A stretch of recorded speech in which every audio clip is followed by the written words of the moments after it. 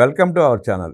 జగన్మోహన్ రెడ్డి ముఖ్యమంత్రిగా పరిపాలించిన 5 ఏళ్ల కాలంలో జరిగిన భారీ మద్యం కుంభకోణంలో జగన్మోహన్ రెడ్డి కోటరీ మొత్తం ఇరుక్కున్న సంగతి చూసాం. సిట్ దర్యాప్తు చేసింది.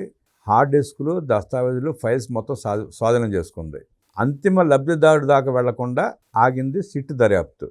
నిన్న ఈడీ ఆకస్మికంగా ఆ కుంభకోణంలో పాల్గొన్న పెద్ద తలకాల ఇళ్ల మీద దాడి చేసి దస్తావేజులు మరిన్ని సీల్ చేసింది. అనేక కొత్త సమాచారాన్ని సేకరించింది. నిన్నే ఈడీ ఎందుకు దాడి చేసింది, పెద్ద తలకాల ఇళ్ల మీద ఎందుకు దాడి చేసింది, దీనికి బెంగాల్లో ఉన్న స్కామ్కి లింక్ ఏంటి తెలుసుకునే ప్రయత్నం చేద్దాం. విశ్లేషించడానికి మనతో పాటు ఉన్నారు ప్రముఖ రాజకీయ, ఆర్థిక, సామాజిక విశ్లేషకులు కొత్త రవీంద్రబాబు గారు. వారిని అడిగి మరిన్ని విశేషాలు తెలుసుకుందాం. సార్ నమస్తే. నమస్తే. కూటమి ప్రభుత్వం వచ్చిన తర్వాత జగన్మోహన్ రెడ్డి పరిపాలన జరిగిన మద్యం కుంభకోణాన్ని వెలుగులోకి తీసుకొచ్చి పెద్ద తలకాల ఇళ్ల మీద దాడులు చేసి ఫైల్స్, హార్డ్ డిస్క్స్ చాలా స్వాధీనం చేసుకుంది. కానీ అంతిమ లబ్ధి దాకా అడుగు వేయలేకపోయింది సిట్ కూడా. నిన్న ఈడీ పెద్ద తలకాల ఇళ్ల మీద దాడులు చేసింది. నిన్న కూడా బోర్డు సమాచారం సేకరించింది. మరోపక్క పశ్చిమ బెంగాల్లో జరిగిన కోల్ కుంభకోణానికి ఇక్కడికి లింక్ ఏంటి అన్న ప్రచారం కూడా జరుగుతూ ఉంది. ఆ లింక్ మూలంగానే దాడులు జరిగినాయి అని చెప్పి ప్రజలు అనుకోవడం వింటున్నాం మనం. పశ్చిమ బెంగాల్లో కోల్ కుంభకోణానికి ఆంధ్రప్రదేశ్లో జరిగిన మద్యం కుంభకోణానికి లింక్ ఏంటి, సంబంధం ఏంటి, ఈడీ ఇప్పుడు ఎందుకు దాడి చేస్తుంది అంటారు, ఎట్లా చూస్తారు? ఇప్పుడు ఆంధ్రప్రదేశ్ మద్యం స్కామ్ అనేది వెరీ బిగ్ స్కామ్ అనేది మనందరికీ తెలుసు. స్పెషల్ ఇన్వెస్టిగేషన్ టీం వాళ్ళు పూర్తి స్థాయిలో దర్యాప్తు చేశారు. సెకండ్ ఛార్జ్ షీట్ కూడా సబ్మిట్ చేశారు. ఆ తర్వాత నంబర్ 2 పాయింట్ ఏంటంటే, సిట్ వాళ్ళు గతంలో కూడా ఈ కేసులో అక్యూజ్డ్గా ఉన్న వాళ్ళ ఇళ్లల్లోనూ, ఆఫీసులోనూ కీలకమైన డాక్యుమెంట్స్ స్వాధీనం చేసుకున్నారు. కొంత ఎస్టాబ్లిష్ చేశారు లింక్స్. ఏంటంటే ఇందులో నుంచి మనీ ఏ విధంగా రూటింగ్ జరిగింది, అంటే ఎక్కడ పెట్టుబడులు ఎవరు పెట్టారు, మనీ లాండరింగ్ ఎలా జరిగింది, కొన్ని విదేశాలకి ఎలా వెళ్ళినాయి, తాడేపల్లి ప్యాలెస్కి ఏ రూపంలో వెళ్ళినాయి, గోల్డ్, ఇన్ఫ్రా, సినిమాలు, బిజినెసెస్, ప్లాట్స్, రియల్ ఎస్టేటు, అన్ని రకాల ఇన్వెస్ట్మెంట్స్ జరిగినాయి వీళ్ళందరూ.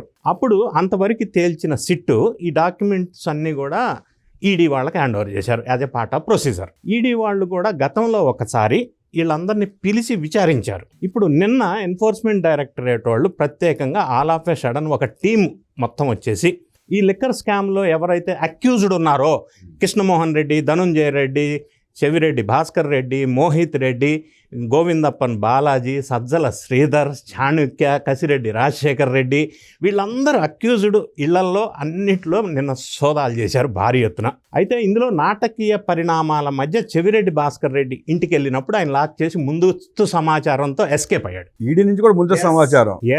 ఎప్పుడు కూడా మనకి న్యూస్లో వస్తున్న సమాచారం ఏంటంటే, ఎప్పుడైనా ఆయన కుటుంబం బయటికి వెళ్ళినా కూడా ఇంట్లో లాక్ చేసి వెళ్ళరు, ఇంట్లో ఉంటారు ఎవరో ఒకరు.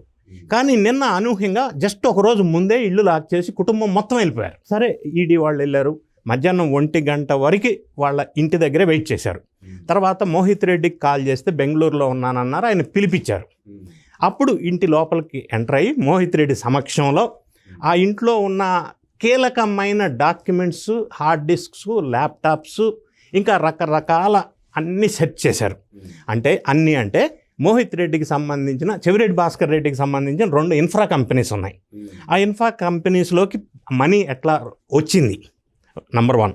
నంబర్ 2, గతంలో వాళ్ళు తుడా చైర్మన్గా పనిచేసినప్పుడు తుడా నిధుల్ని ఎట్లా దారి మళ్లించారు, ఈ లిక్కర్ స్కామ్లో వచ్చిన డబ్బుల్ని తుడా వెహికల్స్లో రకరకాల ఎలక్షన్స్ ఏరియాలో, కాన్స్టిట్యుయెన్సెస్లో ఎలా పంచారు, ఇవన్నీ కీలకమైన సమాచారం చెవిరెడ్డి భాస్కర్ రెడ్డి, మోహిత్ రెడ్డి ఇళ్లలో దొరికినాయి. దీంతో పాటుగా విజయసాయి రెడ్డి ఇంట్లో కూడా సోదా చేశారు. విజయసాయి రెడ్డి ఇంట్లో కూడా కీలకంగా అన్ని సెట్ చేశారు. ఒక 6 లక్షల క్యాష్ దొరికింది. సరే, అది ఆయన ఏదో మదర్ ట్రీట్మెంట్ కోసం ఉంచానన్నాడు, అది వేరే విషయం. సెర్చ్ అయిపోయిన తర్వాత విజయసాయి రెడ్డి గారు ప్రెస్ మీడియాలో మాట్లాడారు. కొద్దిగా ఫ్రస్ట్రేషన్లో మాట్లాడాడు. ఆయన ఫ్యూచర్ ప్లాన్ కూడా చెప్పాడు, అది సపరేట్ సబ్జెక్ట్. సరే, ఆయన ఫ్రస్ట్రేషన్ ఆయనకు ఉందని అనుకుందాం. సో అల్టిమేట్గా నిన్న జరిగిన 12 చోట్ల, విజయవాడ, హైదరాబాద్, తిరుపతి, ఈ 3 ప్రాంతాల్లో 12 చోట్ల జరిగినాయి దాడులు. ఈ దాడులు అన్నిటిలోకి ప్రధానమైన కీలకమైన అవుట్కమ్ ఏంటంటే, కొన్ని కీలకమైన సమాచారాన్ని మళ్ళీ సేకరించగలిగారు. వీళ్ళు ఆల్రెడీ దొరకకుండా చేయడం కోసం ఎన్ని ప్రయత్నాలు చేసినా వాళ్ళ సెర్చ్ లిస్ట్ ప్రకారం ఎక్కడ ఏమి లింక్ ఉందా అని విధంగా ఆలోచన చేశారు, సీజ్ చేశారు. ఈ పరిస్థితి నిన్న జరిగింది. తర్వాత జరిగిన పరిణామాలు, ఇప్పుడు క్వశ్చన్ ఏంటంటే, మీరు ఇందాక ఇంట్రోలో ప్రస్తావించినట్టుగా పశ్చిమ బెంగాల్ ఎలక్షన్స్ ఉధృతంగా జరుగుతున్న నేపథ్యం, BJP versus Trinamool Congress. So అక్కడ ఇటీవల కాలంలో బొగ్గు స్కామ్ ఒకటి వెలుగులోకి వచ్చింది.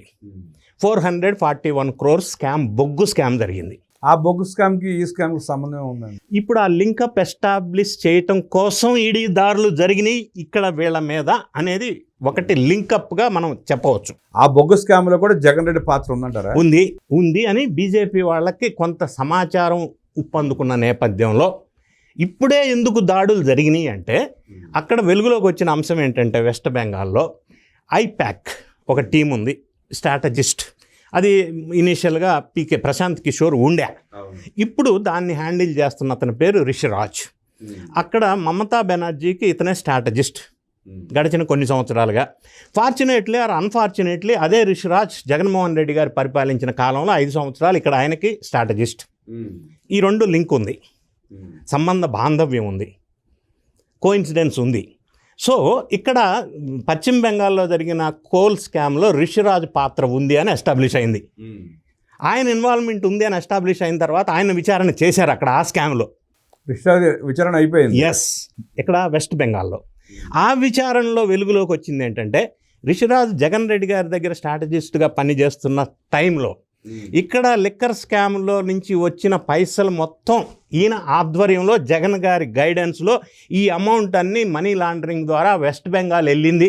ఈ కోల్ స్కామ్కి, రిషిరాజ్కి, మనీ లాండరింగ్కి, జగన్ రెడ్డి గారికి, లిక్కర్ స్కామ్కి ఇవన్నీ సంబంధ బాంధవ్యాలు ఎస్టాబ్లిష్ అవుతున్నాయి అనేది ఒక క్లూ బయటకు వస్తూ ఉంది. దాని నేపథ్యంలో జరిగిన దాడి నిన్న ఈడీ వాళ్ళ దాడి. సో ఇందులో ప్రధానంగా వాళ్ళు ఎస్టాబ్లిష్ చేయబోయేది ఏంటంటే అక్కడ రిషిరాజు, ఇక్కడ ఐపాక్ కదా. ఈయన ఏం చేశాడంటే లిక్కర్ స్కామ్లో ఏదైతే కమాయించారో, రకరకాల రూపాల్లో పెట్టుబడులు పెట్టారో, మనీ లాండరింగ్ చేశారో కొంత పార్ట్ని ఈయన ద్వారా, జగన్ రెడ్డి గారి ద్వారా వెస్ట్ బెంగాల్ కోల్ స్కాము లేదా అక్కడ ఇన్వెస్ట్మెంట్కి తరలి వెళ్ళినాయి అన్న అనుమాన నివృత్తి కోసం లేదా ఆ లింక్ ఎస్టాబ్లిష్ చేయడం కోసం నిన్న లిక్కర్ స్కామ్ నిందితుల అందరిళ్లలో కూడా ఈడీ వాళ్ళు దాడులు చేశారు. ఇక అవుట్కమ్ కంక్లూజన్ వాళ్ళు ఇచ్చిన సమాచారం ప్రకారం చాలా కీలకమైన సమాచారం దొరికిందని డాక్యుమెంట్స్ రూపంలో. అది వాళ్ళ బిజినెస్ సంబంధించిన offices, suppose Mohit Reddy infra, 2 infra companies, అదేవిధంగా మిథున్ రెడ్డికి సంబంధించిన పిఎల్ఆర్ కన్స్ట్రక్షన్స్లో 50 కోట్లు వచ్చినాయి. అది అనాథరైజ్డ్ అకౌంట్గా పేర్కొన్నారు. గతంలోనే సిట్టు వాళ్ళు తేల్చారు. సో ఈ రకరకాల రూపంలో వచ్చినటువంటి అమౌంట్ని వెస్ట్ బెంగాల్ రిషిరాజ్ ఐపాక్ ద్వారా ఎలా మళ్ళినాయి, ఈ లింకు, ఈ లిక్కర్ స్కామ్ లింకు వీళ్ళ ద్వారా, ఐపాక్ ద్వారా, జగన్మోహన్ రెడ్డి ద్వారా, తాడేపల్లి ప్యాలెస్ ద్వారా ఎక్కడికి తరలి వెళ్ళినాయి అనేది క్లియర్గా బయటికి నిగ్గు తేల్చే ప్రయత్నంలో భాగంగా నిన్న ఈడీ వాళ్ళు దాడులు అనేది స్పష్టంగా తెలియవస్తూ ఉంది. సో ఇంకా కంక్లూజన్ చెప్పవలసి వస్తే ఈ దాడుల నేపథ్యంలో, అవుట్కమ్ నేపథ్యంలో ఐపాక్ ద్వారా, అక్కడ బొగ్గు స్కామ్ ద్వారా, జగన్ రెడ్డి గారి ఇన్వాల్వ్మెంట్ ద్వారా ఈ మనీ లాండరింగ్ అంతా కూడా బయటికి తేల్చే అవకాశం ఉంది. దీనివల్ల ఇంకొక కోఇన్సిడెన్స్, జగన్మోహన్ రెడ్డి గారు నిన్నే విదేశ పర్యటనకి వెళ్ళటం, మరి ఆయన ఉండుంటే ఏదో రకం మేనేజ్ చేసుకొని ఉండేవాడమో మనకు తెలియదు, అదో కోఇన్సిడెన్స్ అయి ఉండొచ్చు. ఇదంతా రూటింగ్ తేల్చే, నిగ్గు తేల్చే పనిలో ఈడీ వాళ్ళు వచ్చారు కాబట్టి ఈ విషయాలన్నీ తేలితే మరి అది జగన్ రెడ్డి గారి పాత్ర, తాడేపల్లి పాత్ర, ఐపాక్ ద్వారా జరిగిన ఇంకొక రకమైన రూటింగు, ఇవన్నీ వెలుగులోకి వచ్చే అవకాశం ఉంది. భారతదేశంలో ఏ స్కామ్ జరిగినా, ఏ ఆక్రమణ జరిగినా జగన్ రెడ్డి పేరే వినపడతా ఉంది. కాదు జగన్ రెడ్డి దాకా వెళ్ళట్లా, అరెస్ట్ చేయట్లా. ఎందుకు అంటే అరెస్టు చేయటమే ప్రధాన లక్ష్యం కాదు ఒకటి. రెండోది, తొందరపాటు అరెస్టులు చేయకూడదు. స్ట్రాంగ్ సపోర్టింగ్ టెక్నికల్ డాక్యుమెంటరీ ఎవిడెన్సెస్తో అరెస్ట్ చేస్తే మళ్ళీ బయటికి రాకుండా ఉండాలి. ఏదో రాజకీయ కారణాల చేత అరెస్ట్ చేశారు అన్న ముద్ర పడకూడదు. ఈ కారణాల చేత కొంత డిలే అవుతుంది. కొంత ప్రైమా ఫేసి ఛార్జ్షీట్లో కూడా ఎస్టాబ్లిష్ అయింది జగన్మోహన్ రెడ్డి గారి పేరు, సిట్ వాళ్ళు సబ్మిట్ చేసిన ఛార్జ్షీట్లో. అయినప్పటికీ ఇంకా స్ట్రాంగ్ ఎవిడెన్సెస్ కోసం ఈ దర్యాప్తు అనేది జరుగుతుంది. కానీ ఇప్పుడు ప్రాథమికంగా ఈడీ కనుక ఈ దాడులు కంప్లీట్ చేసుకుంటే ఇక ఎస్టాబ్లిష్ అయ్యే అవకాశం ఉంది అంతిమ లబ్ధిదారుడు లేదా మనీ లాండరింగ్ విషయంలో. సార్, గతంలోనే బలమైన ఆధారాలతో సిబిఐ 11 కేసులు, ఈడీ 7 కేసులు వేసింది. 16 నెలలు జైల్లో ఉండి బయటకు వచ్చాడు. అయినా కోర్టు ఎంతవరకు విచారణ మొదలుపెట్టేది. ఇప్పుడు దాకా కోర్టు వాయిదాలకు కూడా రప్పించలేకపోతాను కోర్టుల వ్యవస్థలో. అలాంటి జగన్మోహన్ రెడ్డి ఇప్పుడు ఈ కేసులు మాత్రం ఏం చేయగలుగుతాయి? అంటే ఇక్కడ రెండు మనం ఒకే తాటికి కట్టలేం. మీరు చెప్పిన అక్రమాస్తుల కేసులు విషయంలో ఇంకా కోర్టులో ట్రయల్ స్టార్ట్ అవ్వాల. ఎందుకు అంటే discharge petitions, number of discharge petitions 3000, ఎక్కువ మంది జడ్జెస్ రిటైర్ అవటం, మారటం. ఈ డిశ్చార్జ్ పిటిషన్ ప్రధానమైన కారణంగా వీళ్ళు న్యాయ వ్యవస్థలో ఉన్న లొసుకులను అడ్డం పెట్టుకొని దీన్ని ప్రొలాంగ్ ట్రయల్కి రాకుండా మేనేజ్ చేయగలుగుతున్నారు. కానీ లిక్కర్ స్కామ్ విషయంకి వచ్చేసరికి this is different. We cannot mix it అక్రమాస్తుల కేసు.